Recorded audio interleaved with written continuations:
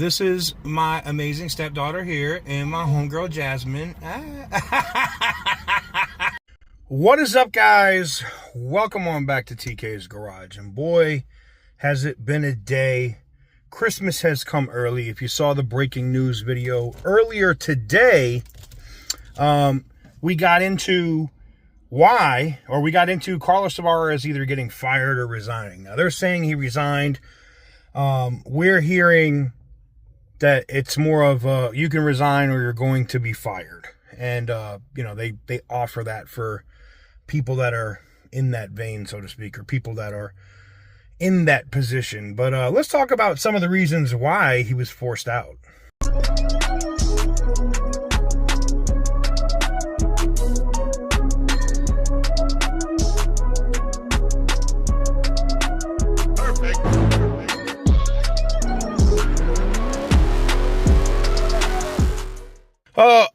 We're chilling out here at the Derby in Houston. If you've never been here before, tons of nice exotic cars, things of that nature here. You can see my stepdaughter's Benz there. We're just chopping it up and about to go for another wonderful drive here in the Beamer. So, welcome on back to TK's Garage. I want to talk a little bit about why they cut Carlos Tavares. And it's actually pretty simple. So, they said they were already talking about him possibly leaving early or retiring, right? He was going to retire, not resign. And when they made the comments about him possibly retiring early, the stock price went up, and it went up significantly. To the positive, which was great, if you ask me. This is my amazing stepdaughter here and my homegirl Jasmine. Sorry, I had to throw them in there. We've been all hanging out and chilling and doing our thing, and they're about to roll out in Jasmine's what is it? Her Scat Pack. I forget what she calls it. It's a green monster for me. It's a FA green Charger. It's beautiful. But anyways, my stepdaughter drives the finest vehicles. Anyways,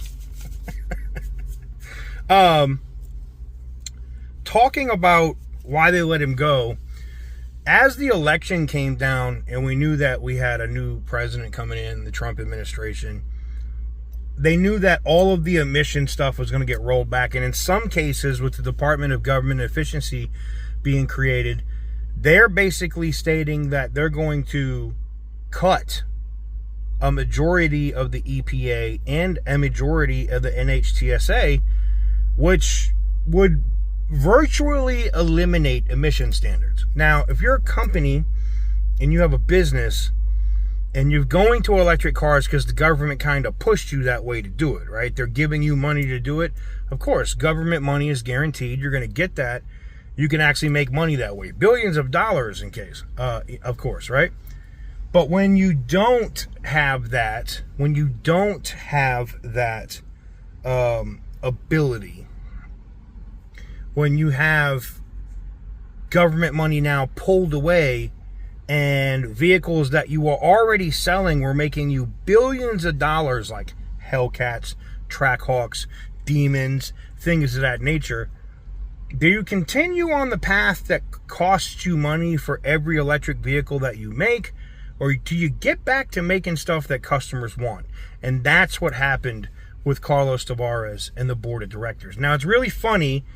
I personally feel that the board of directors is using Carlos Tavares as a scapegoat, right? I feel they're taking advantage of Carlos Tavares in this aspect of kind of throwing all of the blame on him.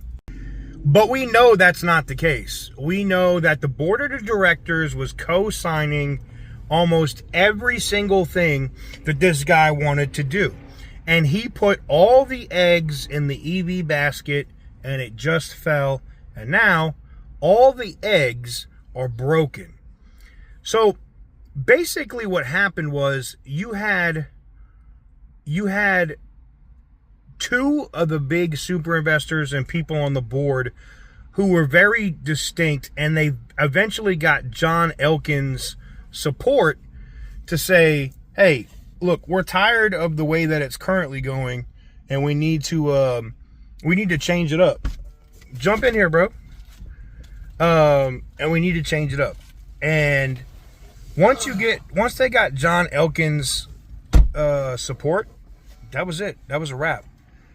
So it'll be interesting to see what happens as it moves forward, because it's still some of the same board of directors, and you're still going to have Carlos Tavares with influence there. Now, this will be the interesting thing.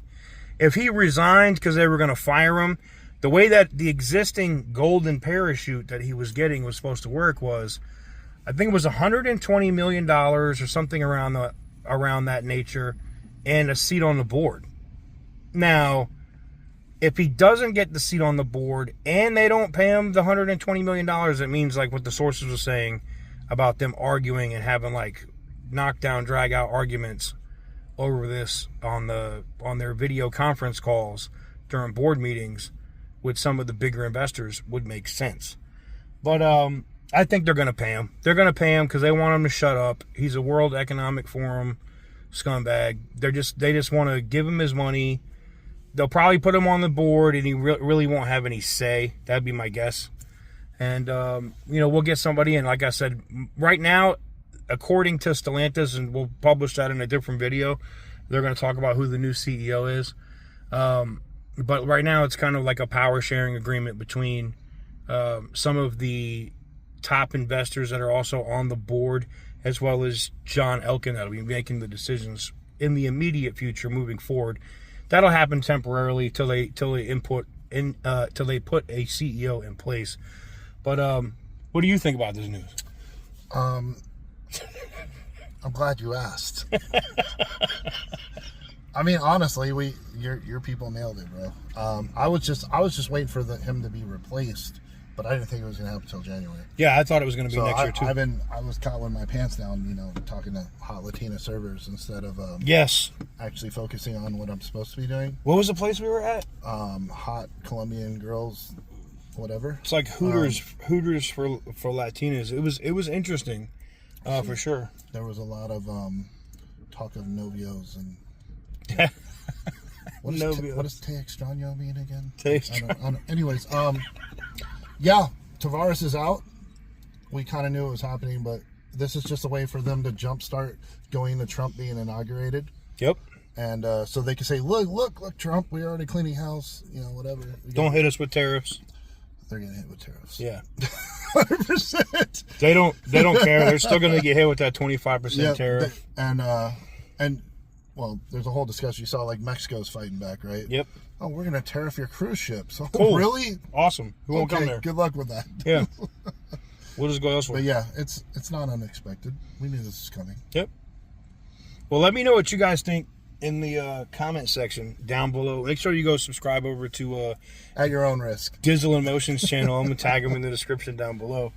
But yeah, I'll get you guys a video on who the upcoming CEO is. I did talk a little bit about Antonio and him coming over from Jeep to be that CEO probably of the future. If it's not, the executive that they've already been in discussions with from BMW. But like I said, let me know what you guys think in the comment section down below. Give the video a big thumbs up if you like what I do. Hit the subscribe button if you haven't already. And as always, stay petty, my friends.